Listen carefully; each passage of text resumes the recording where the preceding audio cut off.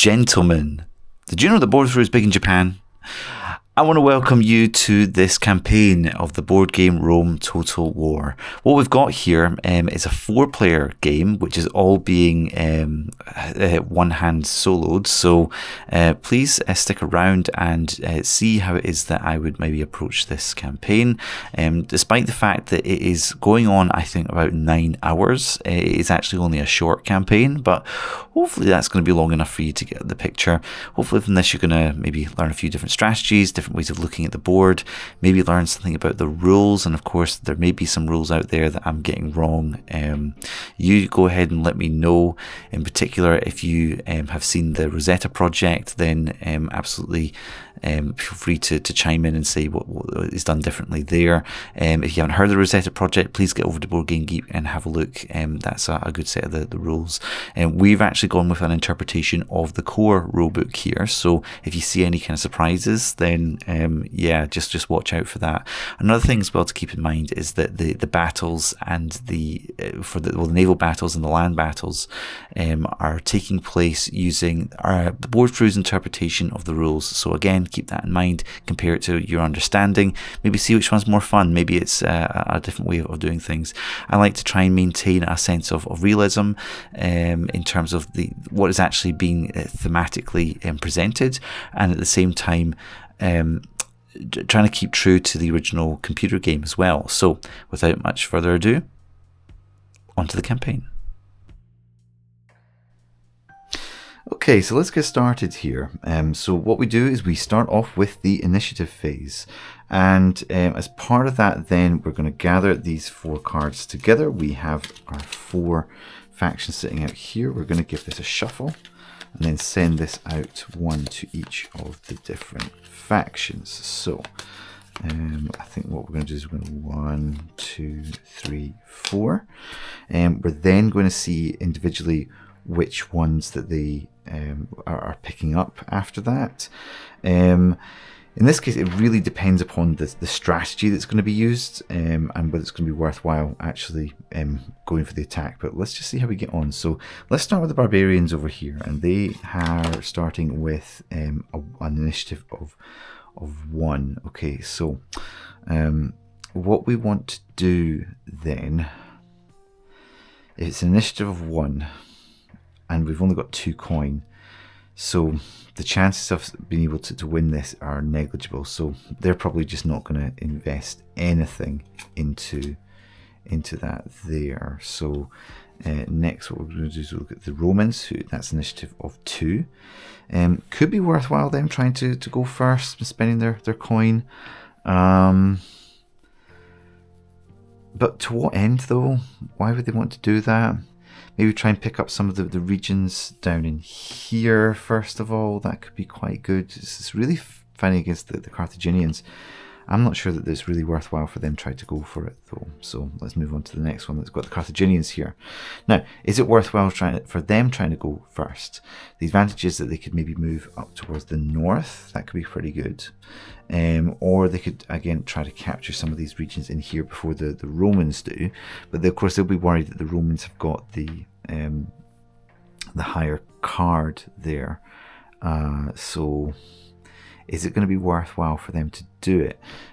They could put in a coin to try and guarantee themselves, to try and I think we need to put in 2 coins to get a 5, hoping that your opponent doesn't try to do it. But the thing about the Carthaginians is that I think they start with quite weak armies, and so I think that actually using it to bolster the armies is going to be more worthwhile.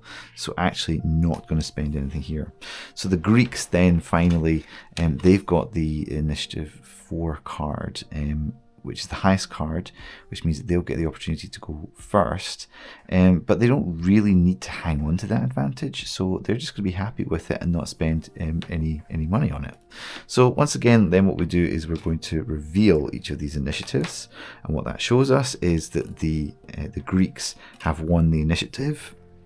Now, as the Greeks, we're not really too bothered about what the barbarians are doing, so we're quite happy to go first and then have it rotate round anti-clockwise so that the Romans and the Carthaginians are going towards the end. Hopefully the barbarians are going to put a spanner in the works. So I think what we're going to do is we're going to just start off with them here, and we're going to place these cards down, showing the order, not the order, the direction of the play. Very good. Okay, so that's the end of the initiative phase. Very simple. Next we have our agent phase, and each of them are drawing up 5 cards. 1, 2, 3, 4, 5. There we go. 1, 2, 3, 4, 5. 1, 2, 3, 4, 5. And finally 1, 2, 3, 4, 5. Brilliant. Okay, so it will be starting with the Greeks, but what I'm going to do very, very quickly is just check that there aren't... Ooh, pardon me, guys. Look what I just did there. I just picked up the mercenary deck. I went straight for it as well. Just lovely black cards. Okay, so we're going to go for the actions. 1, 2, 3, 4, 5. How unprofessional. 1, 2, 3, 4, 5. Do forgive me. There's a lot going on here. 1, 2, 3, 4, 5. 4-player solo. 1, 2, 3, 4, 5. Right, so that's all played out here. So the Greeks will go first, but what I'm going to do is just check that there aren't any card interactions which could be useful. So we've got the agent phase here. Let's just check. Deadly Tempest, the agent phase, expert evasion. No, so there's nothing that's going to interact with any agent cards during this phase here. Agents can do 2 in their turn. No, not too worried about that. Just looking for, again, these interactions, just in case we need to keep it in mind that it's something that they might try to do. No, not really. Not really. So we can move straight onto the Greeks, and we can decide whether or not we are going to sell off some of these cards, or do an agent action. So let's have a quick look here, and the Sowing of Unrest could be really useful. We might want to try and get a trade agreement on the go. The one thing about soloing is that the spying doesn't really matter because I kind of know what's in the decks. At the same time, I'm very prone to be able to forget what's in the decks. Hanging on to that card so we can get the extra green dice, I think is going to be absolutely crucial. So that's going to the bag. We're going to keep that. Serious Knowledge. Place 2 unrest in any home region. Really like that card as well. So I want to hang on to difficult travel. Slow an enemy army by 1. Not too worried about that one. I think we might sell that card. I'm going to place that down just now. Inspired agents. 1 agent can do 2 actions this turn. Cannot move between actions. It's pretty good. It's also got our trade on there as well. So I think I'm going to hang on to that for the trade. And there's a regional revolt. Remove the control marker of any conquered region with no army. That could be a good one to hang on to. So that's the Sowing, the revolt there. I think we're not going to need that for a little while though, so I think we might just sell that as well. So I think I'm going to sell these 2 cards here, and that's going to give us 4. Let's put that into the discard up here. That's going to give us 4 coin. Here we go. We've got lovely coins up here. 1, 2, 3, 4. Bringing our Greeks up to 6 altogether, and so now we need to decide whether or not we're actually going to do an agent action, and I think we absolutely shall. So we get to move one of our agents onto the board. We'll pick one of those regions in a moment. I think we want to try and do a trade deal, but who do we want to do it with? The barbarians would be ideal, but I don't think I can actually reach them. Let me just try. I can only go from somewhere with a port. I certainly can't go over seas in any good amount of time to make that happen, but maybe we can go from sorry, over land. So maybe we can go into a port if it was 1, 2, 3, 4, 5. It just doesn't quite work. Doesn't quite work. Not too worried about the Carthaginians. We could definitely do a trade with them to get some more money. So we could go 1, 2, 3, 4, and yep, and that certainly works. And want to do a trade deal with the Carthaginians, and I think the Carthaginians quite happy to go ahead and do that as well. So because it is neutral, we're going to spend that there, put these cards back. And because they are neutral, what that means is that we start just by trading 2 each. I believe that's the case. I'm just going to absolutely double check that on here. If you're neutral, yes, right, it's 2 each. So the Greeks straight off earning lots and lots of money to start with. So that's, I think, them up to 8. Carthaginians starting off with 4. See if they can take advantage of that as we move our way through. So that's our starting turn of the Greeks in the agent phase. We then move on round to our barbarians here, and let's have a quick look. Oh, so we really like that pirate raid, to steal gold from a trade action.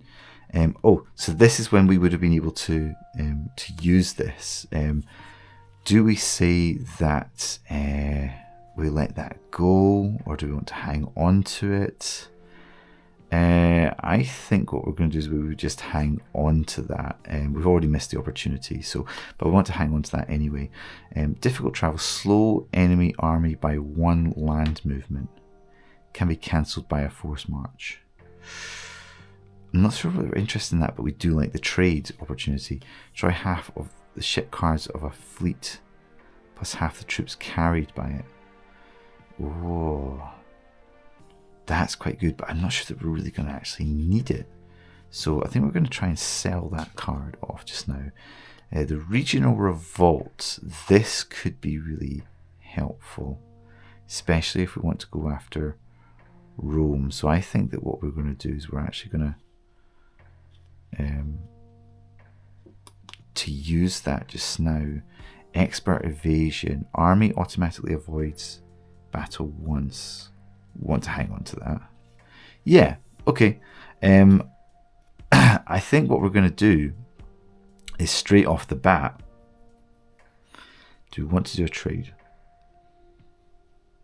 Can we do a trade? Can we even get to them fast enough? So we'd have to go 1, 2, 3, 4. Yeah, we could definitely do it.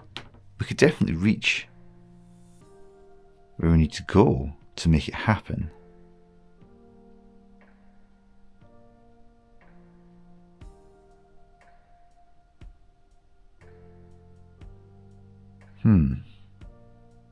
Do we want to do it though?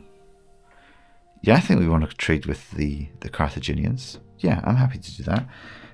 So they're going to go 1, 2, 3, 4, 5. Yeah, and then we're going to do offer them a trade actions. Oh, sorry. So we're going to sell this first. So let's do that and get our 3 coin. 1, 2, 3 for the barbarians, bring them up to 5, and then we're going to do our trade action with the Carthaginians. And in this case, yeah, so they're both going to gain 2 each. So that's bringing the barbarians up to 7 gold, and the Carthaginians up to 6. As I'm doing that, I'm now going to be really, really conscious and just check this here. Is there any pirate raids and things? No, there's not. That's absolutely fine, because I misread that the first time round. And we're going to hang on to the rest of these cards. Right, okay, so that's then the barbarians complete. Right, so now let's go to the Romans and let's see what they are going to do. Inspired Agent can do 2 actions this turn. Well, let's see if there's anything useful. Expert evasion, army automatically avoids battle once. Not sure that we really want that. Not sure that we really want that. And then just going to go ahead and double check what this represents here. A treasury theft. I'm kind of looking at some of these treasuries and thinking I'm really liking what I'm seeing. In particular, the Greeks right now. They've got a lot of money on the go. And I think we want to try and go for a treasury theft. So really liking this card is something to hang on to. Bribing mercenaries, random mercenary card from adjacent army swaps to your side. Don't think we're going to need that for a while, so I think we're going to sell that. Prepare battlefield, this is a useful card, going to hang on to that. Move your own fleet, 1 extra movement can be cancelled. That is also a good one. Really want to hang on to these for the trade actions. I think they're going to be really useful just now. And let's go ahead and go and do that. So we're going to go ahead and sell this card to get a couple of gold, taking us up to 4. And then what we're going to do is we're going to go for a treasury theft, and in particular really liking the Greeks right now.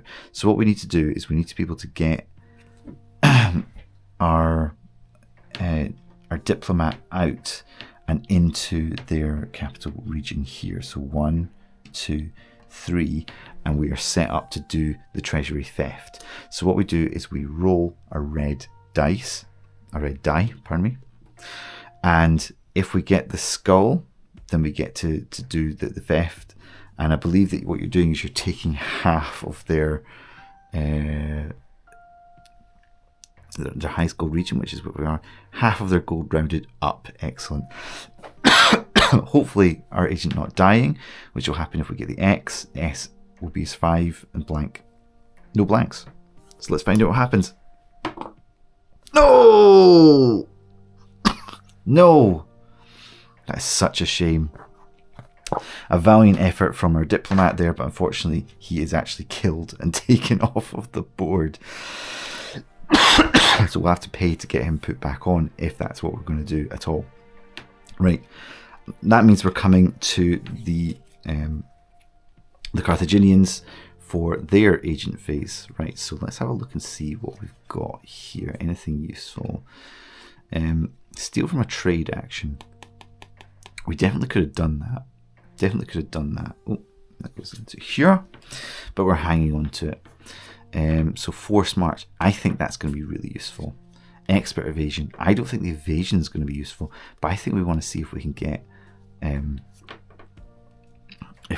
treaty on the go.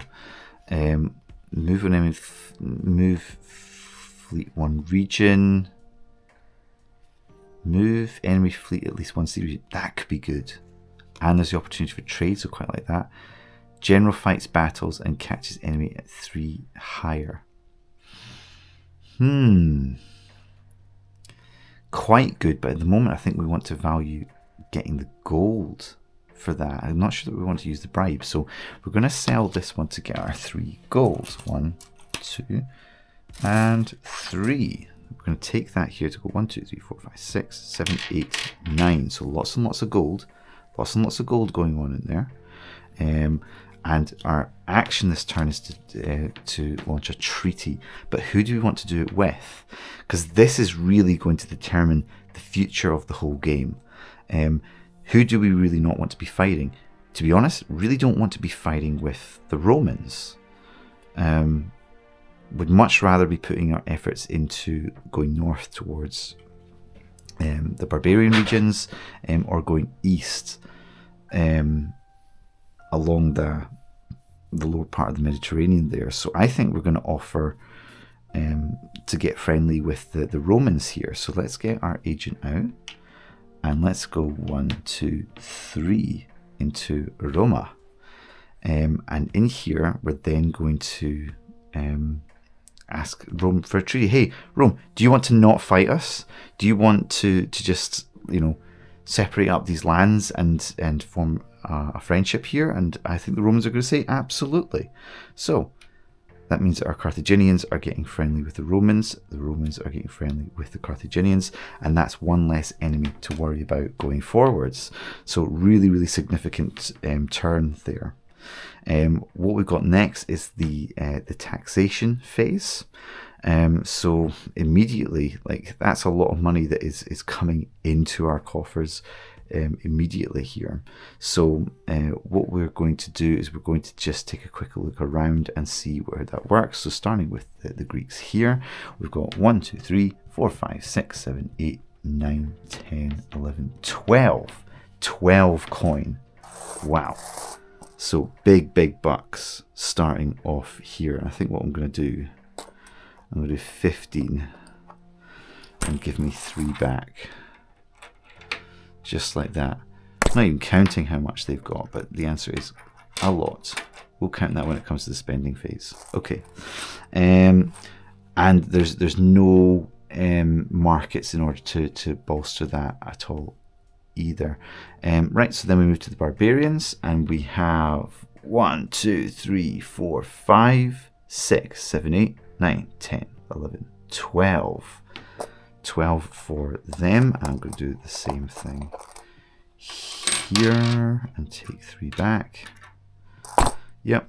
The Romans, I think they're doing pretty well. So we've got 1, 2, 3, 4, 5, 6, 7, 8, 9, 10, 11, 12. Also 12. And we're just going to do the same exercise once again. So big bucks being made in the first instance here.